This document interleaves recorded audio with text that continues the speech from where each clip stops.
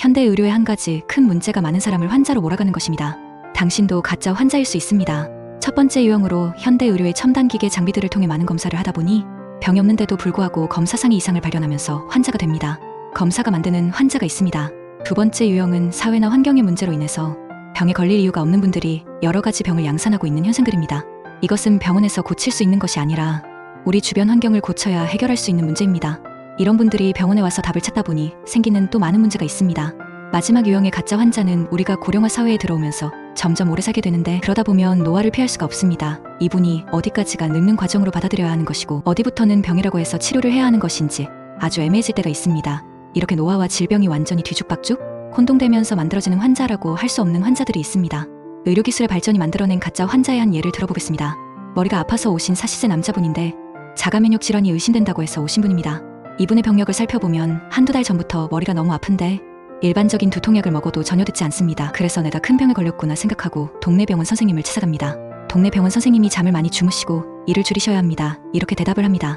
그러나 이분은 받아들이질 못하고 나는 큰 병에 걸린 게 확실하니까 대학병원에 가서 검사하고 치료하겠다며 진료 의뢰서를 써달라고 합니다. 이렇게 해서 대학병원 신경과에 갑니다.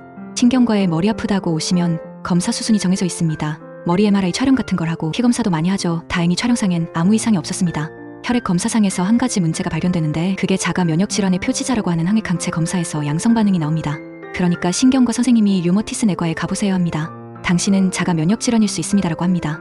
오늘 말씀해 주시는 정직한 내과 선생님이 말씀하십니다. 그런데 이런 검사는 위험 소인들, 증상들이 다 있고 정말 의심이 될 때 검사해야 의미가 있지.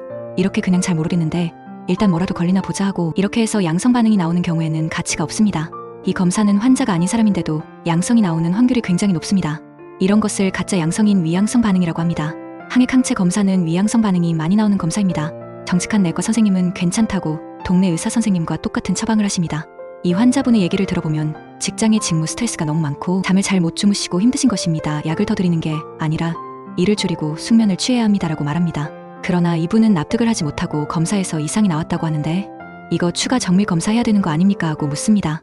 정직한 의사는 말합니다. 검사를 더 하면 안 되는 이유는 환자가 아닌 것 같은데 쓸데없이 정밀 검사하면 돈만 더 많이 쓰게 될 뿐만 아니라 온갖 정밀 검사를 하면 이상이 또 나옵니다. 알 필요도 없는 이상. 그러면 또 걱정하실 겁니다. 검사를 많이 하면 문제가 해결되는 게 아니라 걱정이 늘고 내가 이 검사를 또 해서 여기에 문제가 없네. 그럼 또 다른 검사. 돈은 돈대로 쓰고 시간대로 쓰고 걱정은 늘고 병이 없는 사람이 환자가 되는 일이 굉장히 많습니다. 검사로 인한 최면 효과라고나 할까요? 나 정말 병 걸린 것 같아. 아프지도 않던 몸이 또 아픈 것 같기도 하고 이렇게 됩니다. 이렇게 많은 검사로 환자를 양산하는 현상들이 많아지고 있습니다. 오늘의 얘기 즐거우셨나요? 여러분은 소중하니까요.